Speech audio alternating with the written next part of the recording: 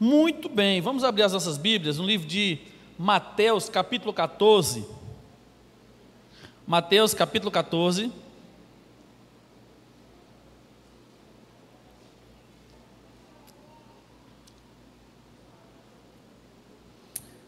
Mateus 14, a partir do verso 25, aquela experiência de Jesus andando sobre as águas. Esse mês de novembro me lembrou muito isso.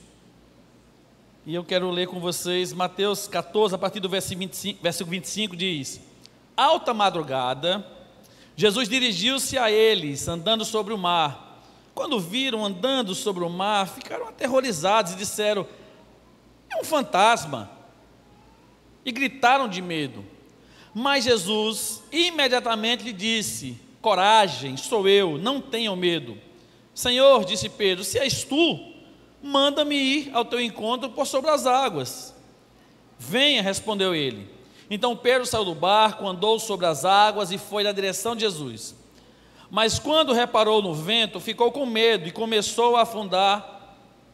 Gritou: Senhor, salva-me. Imediatamente Jesus estendeu a mão e o segurou e disse: homem de pequena fé, por que você duvidou? Quando entraram no barco, o vento cessou. Pai, nos ajude a aprofundarmos os nossos corações nessa palavra e a nos sentirmos não somente desafiados, mas comprometidos em praticá-la. Em nome de Jesus nós oramos. Amém, queridos. Você sabe o que estava acontecendo há um ano atrás aqui nessa igreja? Há um ano atrás, meus irmãos, nós estávamos tomando uma decisão importantíssima. No meio da mensagem eu vou dizer que decisão foi essa. É só para você não perder, nem sair aí da live online aí, certo? Eu quero falar hoje sobre as 3 fases. O tema da nossa mensagem é as 3 fases. E na vida do cristão, nós passamos geralmente por essas fases. Em algumas delas, a gente passa mais tempo, em outras menos tempo. E às vezes, por sermos pessoas diferentes, algumas pessoas passam mais tempo em uma do que em outra e vice-versa. Então aquilo que às vezes a gente acha fácil, nossa, como é que a pessoa está demorando tanto nessa fase? Para o outro é difícil. E aquilo que é tão difícil para a gente, às vezes para o outro é fácil. Então nós precisamos compreender, queridos, que temos que ter muita sensibilidade. Uma das coisas que me deixou impactados, nessa viagem que nós fizemos, no ministério, é a maneira como cada um integrante daquele ministério de louvor ali na Igreja do Amor, eles ficam celebrando e encorajando o outro naquilo que estão fazendo. Então, por exemplo, se tem um baterista, alguém que está tocando, o ministério tem alguns bateristas, os outros ficam lá, é isso, cara, é isso, manda. Então, o cara, meu irmão, pode até não saber tocar direito, mas ele se sente tão importante que ele começa realmente a agir encorajado. Aquele que está cantando, está ali cantando, o outro está lá, muito bem e tal, não sei o quê. Então há esse encorajamento, essa celebração. E nós entendemos, queridos, que a gente viu lá, naturalmente, há pessoas que são mais preparadas do que as outras. Mas o que eu percebi é que não existia essa divisão, Cada um celebrava pela vida do outro, cada um encorajava o outro. E quando nós compreendemos essas fases da nossa vida, nós precisamos encorajar uns aos outros a romper, a vencer, ou a praticar de repente uma dessas fases. Essa experiência de Pedro, ela fala um pouco sobre essas 3 fases. E a primeira fase que eu quero falar é que na vida do cristão, nós precisamos ser mais ousados, irmãos. Nós precisamos ser mais ousados. Toda pessoa que tenta agir com ousadia, certamente em algum momento ela vai ser criticada, ou em algum momento, infelizmente, algumas pessoas vão tentar lhe desencorajar. Ouvindo certa vez o testemunho lá do pastor Arthur, ele falando como foi que ele comprou o terreno, e o terreno custava muito, era na casa dos milhões. E quando ele foi conversar com o dono do terreno, o rapaz falou assim: sonhe menos, você está sonhando demais. Ele, certo do que Deus tinha falado no coração dele, saiu daquele lugar, começou a fazer uma campanha ali, e depois teve a oportunidade de ir de novo conversar com o dono desse terreno, com uma outra pessoa, não lembro quem foi que ele disse. E quando ele foi, o empresário, o dono daquele terreno, olhou para ele e falou assim: ah, é o sonhador. Mas ousadamente ele fechou o negócio ali, e hoje, meus irmãos, é um lugar ali impressionante. Eu não conheço nenhuma outra igreja, quando eu falo igreja, nesses moldes nós temos, né, com princípios, que tenha um lugar tão grande como aquele, né? Não, eles estão num local anexo, eles chamam de, vai ser um templo anexo, porque eles vão construir realmente o templo, eles vão chamar a Arena do Amor, e o templo já cabe ali umas 2.000 pessoas, mas eles entendem que aquilo ali é só por um momento, mas vai ter um maior. Quantas críticas talvez ele não recebeu? Mas se ele fosse deixar para ouvir os que criticavam, ele jamais teria tomado decisão, a igreja jamais teria tomado essa decisão. Lembra quando eu perguntei para vocês o que é que a gente estava fazendo há um ano atrás? Você sabe o que a gente estava fazendo há um ano atrás? Estávamos deliberando a compra das cadeiras. Estávamos, aleluia! Estávamos deliberando a compra dessas cadeiras, um ano atrás. Meus irmãos, se alguém dissesse para você: olha, próximo ano, a partir de março, vai ter pandemia e todas as igrejas vão ser fechadas, e aí? A gente compraria? Foi a compra mais ousada que nós, pelo menos no meu tempo aqui, já fizemos aqui como igreja. E a gente planejou, estudo direitinho, estabelecemos uma meta de um número de pessoas para que a gente pudesse pagar tudo, mas votamos em assembleia, se a gente não conseguisse pagar, alcançar esse valor, a igreja entraria com a parte, e na maioria dos meses, né, a igreja precisou entrar, porque não conseguimos a quantidade de 100 pessoas que pudesse ali mensalmente ofertar. Mas, queridos, a gente conseguiu. A gente conseguiu com pandemia. A gente conseguiu não alcançando o número exato de pessoas.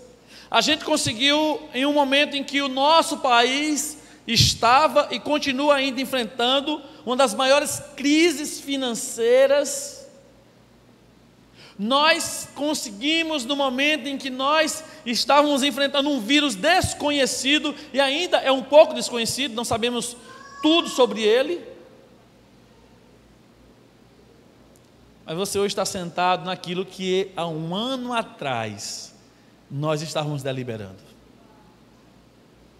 Meu irmão, se você não tivesse sido ousado, se você não tivesse sido ousada naquela assembleia em dizer: sim, vamos comprar, isso não teria acontecido. É mais ou menos como Pedro. Enquanto uns escolheram ficar no barco esperando Jesus vir, Pedro escolheu ser ousado e ir até Jesus. Algumas pessoas, elas vão ficar somente vendo o que as pessoas ousadas estão fazendo. Algumas pessoas vão ficar apenas contemplando o sucesso de outras pessoas, a ousadia de outras pessoas, e talvez até gostariam de passar por aquela experiência, mas não dão a oportunidade para que isso aconteça. Eu liguei essa última semana, para saber quanto é que está uma cadeira dessa. Nós compramos, foi R$180 cada uma. Você já dizia, nossa, a cadeira é carinha, né? Mas é confortável. Um ano depois, olha como é que essa cadeira está. Linda, do jeito que chegou. Mas, queridos, o valor dela hoje é R$250. R$70 a mais. Se nós não tivéssemos sido ousados lá em novembro de 2019 e decidíssemos, que eu acho até muito difícil a gente decidir isso agora, considerando tudo que a gente tinha passado, nós iríamos pagar R$10.000 a mais do que nós pagamos lá em novembro. Escute uma coisa, meu irmão. Quando nós deixamos de agir ousadamente, nós perdemos a oportunidade de experimentar experiências extraordinárias com Deus no tempo apropriado. Já pensou se Pedro pensasse, não, eu vou deixar para um outro momento, porque eu converso com Jesus, eu pergunto, Jesus, se o Senhor vier sobre as águas, e eu perguntar se eu posso ir, o Senhor me deixa ir também? Não foi assim que Pedro fez. Pedro foi ousado, Pedro nunca viu ninguém andar sobre as águas a não ser Jesus. Pedro não tinha passado por uma experiência como essa, mas Pedro decidiu fazer isso. Sabe quando é que sua vida vai mudar, meu irmão, minha irmã? Quando você decidir algumas coisas que estão engavetadas na sua vida. Quando você decidir ser mais ousado do que medroso. Quando você decidir ser mais ousado do que ouvir outras pessoas. Quando você decidir ser mais ousado do que as pessoas que estão em sua volta. Pedro tinha uma série de discípulos em sua volta, mas ele decidiu fazer aquilo que nenhum deles decidiram. Jesus, ele veio ao barco, mas quem é que tinha uma experiência para contar com Jesus? Jesus veio ao barco, mas quem poderia falar que andou sobre as águas? Jesus veio ao barco e esteve com seus discípulos e celebraram, mas quem poderia dizer que pegou na mão de Jesus nas águas? Ah, meu irmão, quem é que pode dizer que fez um dos melhores negócios há um ano atrás? Quem? Primeira Igreja Batista em Serra Talhada. Eu e você, meu querido, minha querida, lá atrás, Deus nos usou, Deus nos levou a tomar uma decisão. Olha para cá, meu irmão, não dá atenção, olha para cá. Deus nos levou a tomar uma decisão. O que é decisão? É cortar algo, é dividir algo, a partir de hoje é uma outra atitude, a partir de hoje é uma outra decisão, a partir de hoje eu terei uma decisão que eu não tomei antes.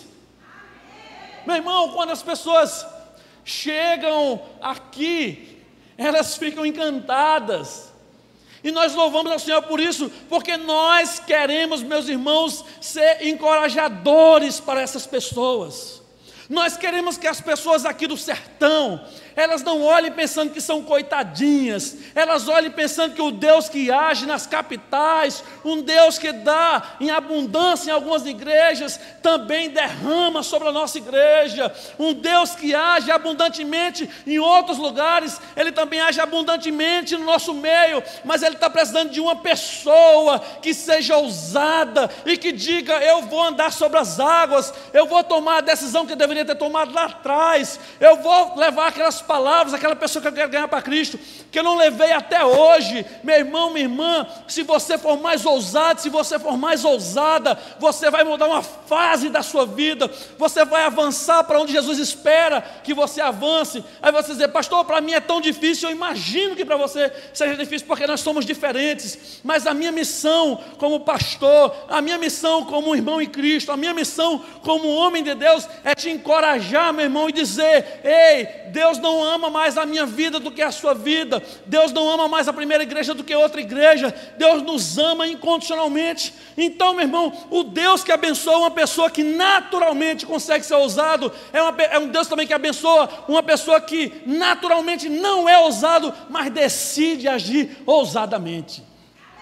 Ah, meu irmão, daqui a um ano, a gente já está falando de outras coisas que Deus vai estar realizando na nossa igreja. Daqui a um ano, quem sabe, meu irmão, nós não estamos comprando mais cadeiras, nós não estamos expandindo esse templo, nós não estamos abrindo outros lugares de adoração ao Senhor. Sabe por quê, queridos? Porque uma igreja ousada, ela não para. Ela não para, e uma igreja que não para, queridos, é uma igreja formada por pessoas simples, como eu e você, como Pedro, que tinha dificuldade até mesmo com as suas emoções, mas foi um homem que agiu e continua impressionando uma multidão de pessoas quando lê esse texto.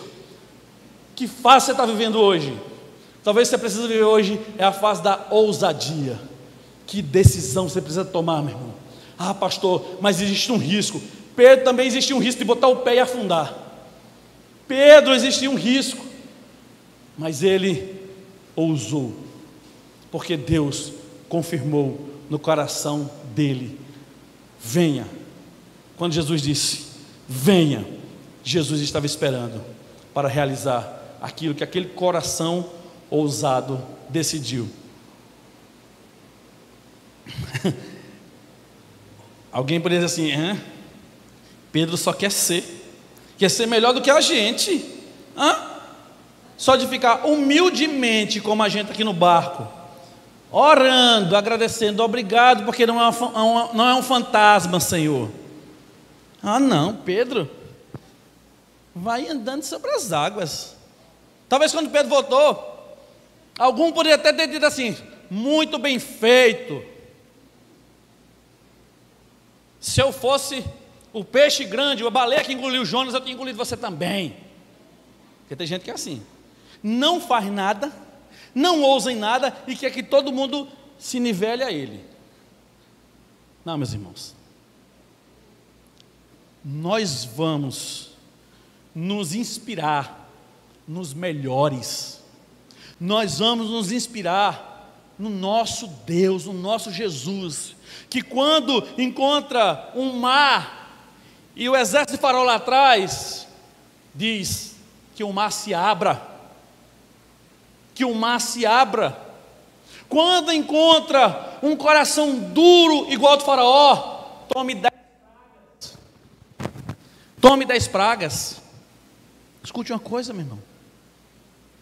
Deus, quando confirma algo no nosso coração, Ele trabalha a favor daqueles que decidem ser ousados. Sabe o que é que eu vou ver ainda? O seu testemunho de uma atitude ousada que você tomou, de uma decisão arriscadíssima que você tomou, mas que Deus te fez viver uma experiência extraordinária. Oh, aleluia! Irmãos, uma outra coisa, uma outra fase na vida da gente. Existe essa fase que nós precisamos, não somente uma fase, mas precisamos continuar sempre desenvolvendo essa ousadia. Mas existe uma outra situação. É quando às vezes essa ousadia nos leva a confiar demais em nós. É quando essa ousadia nos leva a acreditar que as coisas estão acontecendo muito mais por aquilo que eu estou fazendo do que por aquilo que o Senhor está permitindo que eu faça. Pedro, ele foi ousado ao pisar nas águas, ele foi ousado a continuar andando, mas Pedro passou por uma fase que ele precisou reconhecer a sua limitação. Pedro precisaria ser mais humilde. O texto diz que quando Pedro começou a ver o vento, começou a ver a água, começou a ver as ondas, ele começou a afundar. Mas irmãos, por que ele começou a afundar? Porque em algum momento ali ele esqueceu quem estava lhe chamando. Talvez naquele momento Pedro pensou assim: nossa, como eu consigo andar aqui, ó. Nossa, como eu consigo pisar sobre as águas. Fica olhando, impressionado. Pedro começou a ficar mais impressionado com aquilo que ele fazia do que com a palavra de quem mandou ele fazer. Por isso que às vezes eu fico brincando, né? Irmãos, quando eu vejo alguém falando assim bem na nossa igreja, eu fico me controlando assim para ficar humilde. Por quê, irmãos? Porque a nossa vida, ela só é extraordinária se nós vivermos os planos de Deus. Mas quando eu e você começa a viver os nossos próprios planos, os nossos desejos egoístas, quando a gente começa a bater palma para nós mesmos, quando nós começamos a celebrar as nossas próprias conquistas, quando nós começamos a esquecer quem foi que nos ordenou, quem é que está direcionando a nossa vida, quando a gente começa a esquecer isso, aí a gente começa a afundar na vida. É aquela pessoa muito humilde que pediu ao Senhor: Senhor, me dê um emprego, Senhor, me abençoe com um bem, Senhor, me dê tal coisa, e Deus abençoa, e a pessoa começa bem, e daqui a pouco a pessoa começa a ficar tão encantada com tudo aquilo que Deus lhe deu, com tudo aquilo que Deus lhe confiou, com a posição que Deus lhe colocou, e ela começa a se envaidecer daquilo, ela começa a olhar para os outros como se os outros fossem inferiores a ela, e aí ela começa a afundar. Ela começa a afundar. Há muitas pessoas, queridos, que infelizmente hoje a fase da sua vida é essa: está afundando. Poderiam estar agindo ousadamente, mas estão afundando. Estão afundando na sua incredulidade, estão afundando na sua superficialidade, na sua relação com Deus, estão afundando no seu descomprometimento com o reino de Deus, estão afundando com a sua falta de responsabilidade com a família, com a sua falta de responsabilidade com filhos, com esposa, com esposo, estão literalmente indo ao fundo do poço. E infelizmente, às vezes nós ficamos somos tão orgulhosos, que a gente está afundando, não tem mais ar no nosso pulmão, e a gente não pede nem ajuda. Não faz aquilo que Pedro fez, quando ele percebeu a sua limitação, quando ele percebeu a bobagem que tinha feito naquele momento, quando ele percebeu que ele tirou os olhos daquele que chamou ele grita, ele pede ajuda. Ele começou a afundar. E a primeira coisa que ele declara foi: Senhor, salva-me. É isso que ele fala. Verso 30 ele diz: Senhor, salva-me. Quando ele diz Senhor, salva-me, ele está dizendo: Senhor, salva-me de mim mesmo. Salva-me de morrer agora, porque eu estava andando até bem, mas um outro passo que eu dei não foi na dependência do Senhor. Por que infelizmente muitos pastores estão tão bem no ministério e de repente começam a afundar? Porque, queridos, a vaidade é algo que nos persegue. A vaidade é algo que bate a nossa porta o tempo todo. Certa vez procuraram Jesus e disseram: Jesus, todos querem estar contigo. Sabe o que Jesus fez? Ele se retirou e foi para um lugar deserto. Ele era Jesus, ele poderia se envaidecer de ser Jesus, seu filho de Deus, mas ele entendia que naquele momento o tempo dele era de cumprir a vontade do seu Pai. Irmãos, você está afundando. Deus está dizendo para você: ei, meu irmão, menos, seja mais humilde. Reconheça. Senhor, mas eu fiz isso, fiz aquilo. Meu irmão, não pense que eu ou você temos algum saldo com Deus, porque ninguém tem.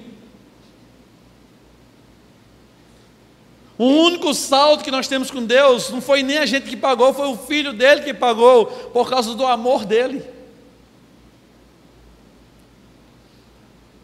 A única moeda que nós temos de salvação é o sangue de Jesus Cristo, foi derramado na cruz do Calvário, e que Ele me disse: você quer ser salvo, você quer receber o perdão dos seus pecados? Eu disse: sim, eu reconheço que eu sou pecador e eu preciso desse perdão. É a única coisa. Fora isso, é só incredulidade, é só vaidade. Pedro, ele me ensina que em um momento eu posso estar muito bem na minha vida, eu posso estar agindo ousadamente, eu posso estar experimentando o sobrenatural do Senhor, eu posso estar vivendo um momento assim extraordinário, mas em outro momento da minha vida, se eu não tiver cuidado, eu posso estar afundando. E aí eu preciso ter humildade para estender a minha mão, para clamar por Jesus, para pedir uma ajuda, para pedir um socorro e dizer: me ajude, Senhor. Porque quando a gente pede ajuda, a pessoa errada, quando estamos afundando, essa pessoa pode até acelerar ainda mais o processo de afogamento espiritual. Então, se uma fase eu preciso ser ousado, em outra fase eu preciso ter humildade para reconhecer que não é por minha causa, é apesar de mim. Que não é porque eu sou o escolhido, ou sou a escolhida de Deus, porque Deus me confiou essa função ou essa outro bem. Não, é porque é tudo dele. Então, das 3 fases, essa terceira fase da humildade, irmão, uma das coisas que me impactou muito quando eu vi lá o pastor Xande, que é o pastor lá do Ministério de Jovens, ou Ministério do Louvor. Ele disse o seguinte: irmão, eu sou pastor, e como pastor, a minha função é ensinar, é cuidar, é pastorear. Mas se Deus me desse um rodo e um balde, a minha função era o quê? Limpar.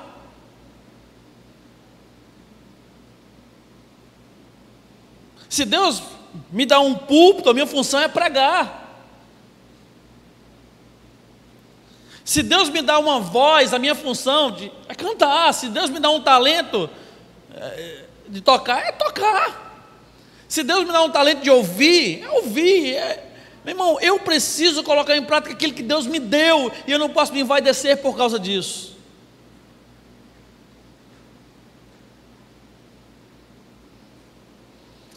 O tempo todo eu preciso ficar corrigindo no meu coração: Senhor, é apesar de mim, é apesar de mim. Que momento tão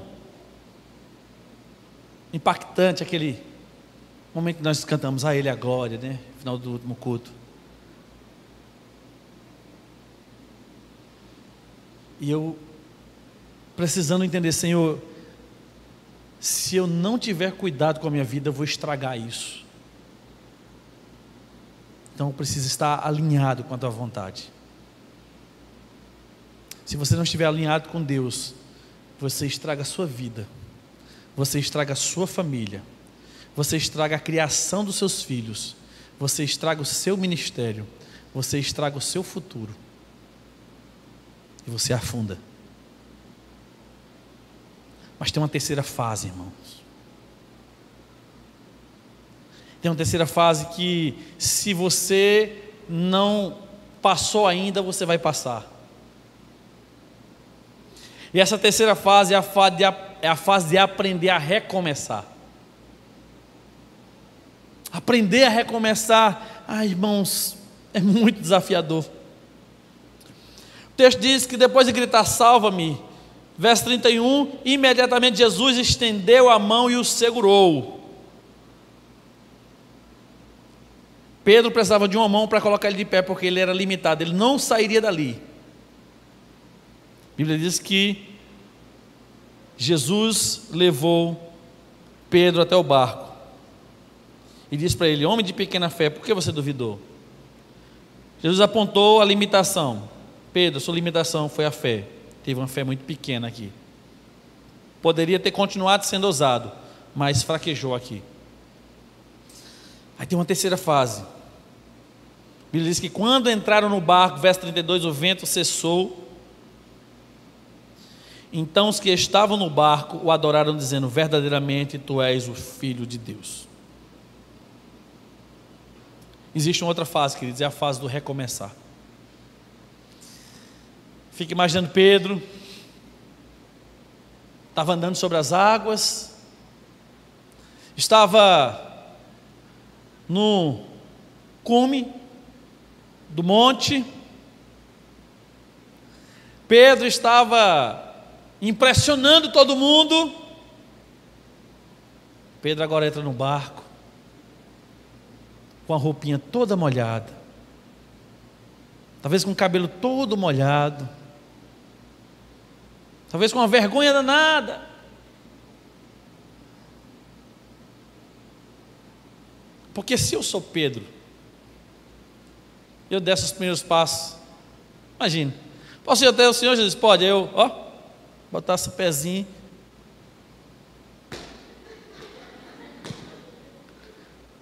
eu talvez fosse desse jeito.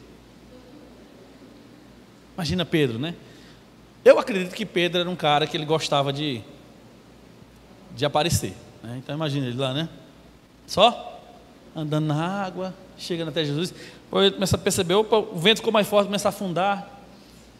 Aí ele agora precisa entrar no barco todo molhado. Eu só acredito porque a Bíblia está dizendo que quando eles entraram no barco, os outros começaram a adorar. Eu só acredito porque a Bíblia está dizendo: então os que estavam no barco o adoraram, dizendo: verdadeiramente tu és Filho de Deus. Talvez se eu sou um dos que está lá, E aí, Pedro? Estava fria a água. Pedro, dessa vez não deu, né? Meus irmãos, é difícil a gente recomeçar quando a gente está lá em cima e precisa descer um pouco, olhar para as outras pessoas, é difícil. Aquela coisa de levar aquela chamada do pai e da mãe no meio de todo mundo, sei o quê? Aí você... Pode ser difícil, pode ser doloroso, mas é necessário, irmão. É necessário. Se você, talvez por alguma fase da sua vida, está passando ou passou por uma situação desmotivadora, escute uma coisa: é preciso recomeçar. Pedro poderia ter dito: eu não vou mais seguir Jesus, eu vou abandonar agora.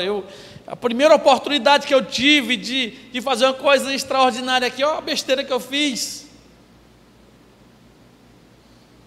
Porque a gente é assim, meu irmão. Nós fazemos 99 coisas, mas quando a gente faz uma errada, a gente diz assim: eu não presto. A gente começa a comparar a minha fraqueza com a fortaleza, com as 99 do outro. A gente nunca compara com a fraqueza do outro, a gente sempre compara com a fortaleza do outro, como se as outras pessoas também não tivessem suas limitações. Meu irmão, isso é uma coisa que Pedro me ensina todos os dias, assim, a capacidade de recomeçar. Pedro, Jesus, ninguém vai te matar, porque eu estarei com você, tal. Aí Jesus falou: Pedro, antes que o galo cante, você me negará 3 vezes. Irmão, levou uma chamada na frente dos outros. O cara disse: eu vou ser o o mais topadão aqui dos discípulos. Mas não, Pedro, tu vai me negar, cara. Imagina Pedro, Jesus lá no Getsemane, Pedro puxa a espadona, pá na orelha do soldado, pensando assim, Jesus vai dizer assim, esse é o meu discípulo, estava preparado já com espada aqui para defender o seu mestre. Não, Pedro, pode fazer isso, Pedro. Se eu quisesse me defender, eu me defenderia, Pedro. Está ferindo com ferro, o ferro vai te ferir também, Pedro. Pedro, tem uma outra. Chama seus amigos assim, eu agora vou pescar. No último capítulo do livro de Jó, agora eu vou pescar, e os outros nós vamos com você. Pedro está lá pescando, não pegou nada de novo. Jesus vai se encontrar com Pedro naquele dia. Pergunta, Pedro, tu me ama?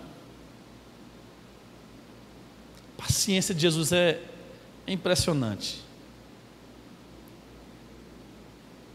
Meu irmão, só aí, eu estou contando pelo menos umas 5 vezes que Pedro precisou recomeçar. Pedro andava com Jesus. Pedro dormia ao lado de Jesus. Pedro comia a comida que Jesus comia. Pedro sentia o calor do sol que Jesus sentia. Pedro precisou recomeçar. Quem disse que a sua vida chegou ao fim? Quem foi que disse que Deus não tem coisas ainda para realizar em sua vida e através da sua vida? Que medo é esse que você acha que Deus te esqueceu? Não, meu irmão, Deus está esperando que você recomece de novo, que você volte novamente a ser aquela pessoa ousada, aquela pessoa sonhadora, aquela pessoa determinada. Deus está esperando, se você não for essa pessoa, se torne essa pessoa. Deus está novamente querendo investir na sua vida. Deus não mandou o Filho dele para morrer somente pelos perfeitos. Aliás, não mandou para morrer pelos perfeitos. A Bíblia diz que ele mandou morrer pelos pecadores, pelas pessoas que infelizmente passam por experiências e decidem desistir, pessoas que não acreditam em si, pessoas que acham que só tem coisas ruins, pessoas que só têm aspectos na sua percepção negativo. Meu irmão, escute uma coisa, quando Deus viu um aspecto negativo em Pedro, Deus colocou um aspecto positivo em Pedro. Sabe qual é o nosso maior aspecto positivo? É a presença do Espírito Santo na nossa vida.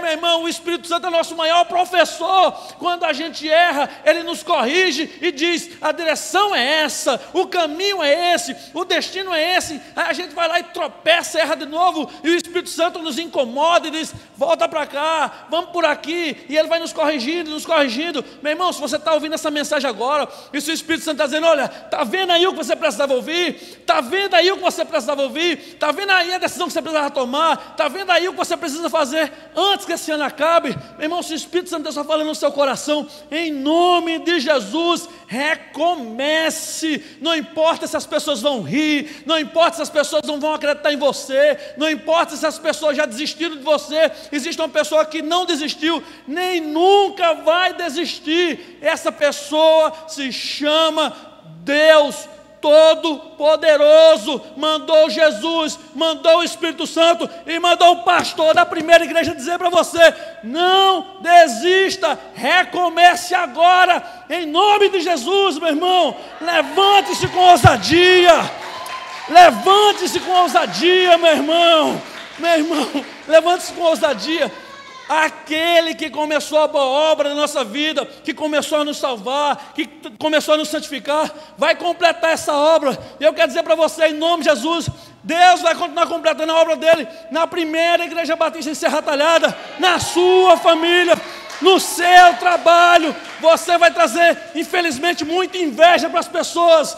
Infelizmente, algumas pessoas vão olhar para você e vão ficar com inveja, mas você vai ser tão humilde, você vai ser tão homem e mulher de Deus, que as pessoas vão ter inveja de você, mas depois vão ter admiração, e depois vão ter respeito, e depois vão ter temor do Senhor, por causa da minha vida e da sua vida, meu irmão. creia nisso. Pedro, em um momento, era um homem ousado, em um outro momento, era um homem molhado, mas em um outro momento, era um homem corajoso que decidiu recomeçar. Quantas vezes, meus irmãos, eu não experimentei algumas coisas e eu pensei, está tudo acabado, não, eu vou abandonar isso, eu não aguento mais. Meu irmão, quantas vezes eu não vinha no início aqui, reunião de líderes de célula, e eu dizia, Senhor, me surpreenda. E às vezes, antes de orar assim, eu chegava, tinha 1 ou 2 esperando. E teve um domingo, eu falei, Senhor, me surpreenda, Senhor, me surpreenda. Quando eu cheguei, estavam quase todos, meus irmãos. Irmãos, eu lembro de uma escola ministerial que eu comecei aqui. E tinham acho que 2 pessoas.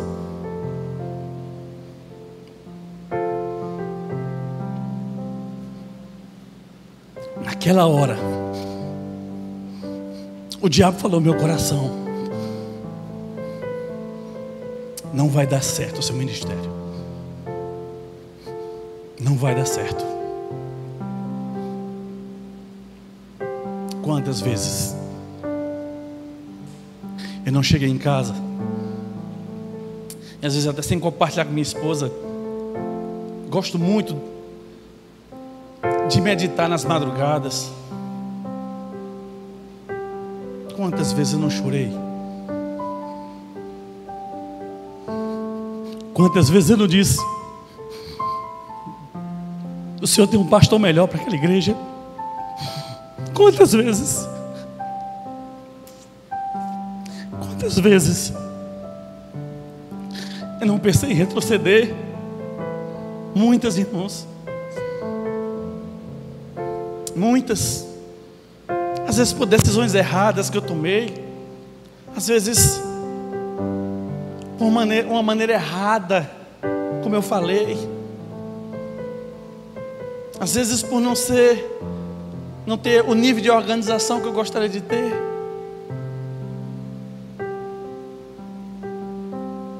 Mas todas essas vezes eu sentia que eu estava no caminho certo. Todas as vezes, às vezes eu não ouvia, nem sentia Deus falar, mas eu olhava na Bíblia e disse: esse é o caminho.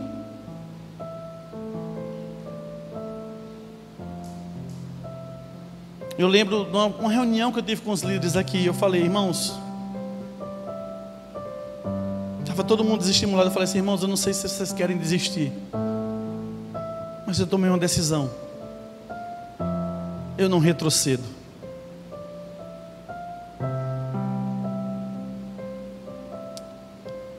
Aí hoje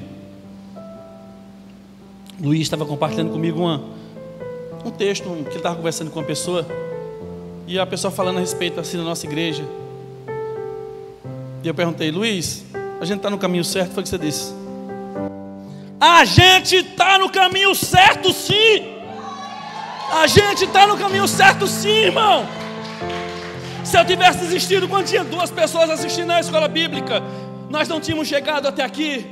Se eu tivesse desistido quando as pessoas estavam desmotivadas, nós não estávamos chegado até aqui. Se eu tivesse desistido quando eu estava desmotivado, nós não tínhamos chegado onde nós chegamos. E querido, nós não vamos desistir. Não vamos desistir dessa igreja, não vamos desistir dessa cidade, não vamos desistir da sua vida. Você não vai desistir do seu marido, não vai desistir da sua esposa, não vai desistir do seu filho, não vai desistir da sua profissão, não vai desistir da sua missão, não vai desistir do plano de Deus. Porque quando você deixar em alguma situação de ser ousado e de repente estiver afundando, você vai lembrar que Deus é especialista em nos ajudar a recomeçar. E se você, querido, está pronto para ser ousado, se você está pronto para reconhecer a sua limitação, se você está pronto para aprender a recomeçar, Fica de pé agora, meu irmão, e vamos celebrar o Senhor de todo o nosso coração. Deus está aqui no nosso meio dizendo: eu estou em busca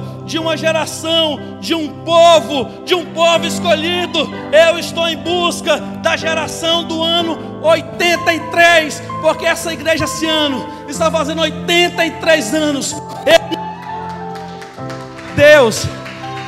Deus ele não pode mais agir com a geração que estava nos 80, nos 70, nos 60, nos 50, nos 40. Deus não pode agir mais com a geração que passou, mas Deus quer agir sim com a minha geração, com a tua geração. A geração dos 83 anos vai botar para gerar com a ajuda do Espírito Santo.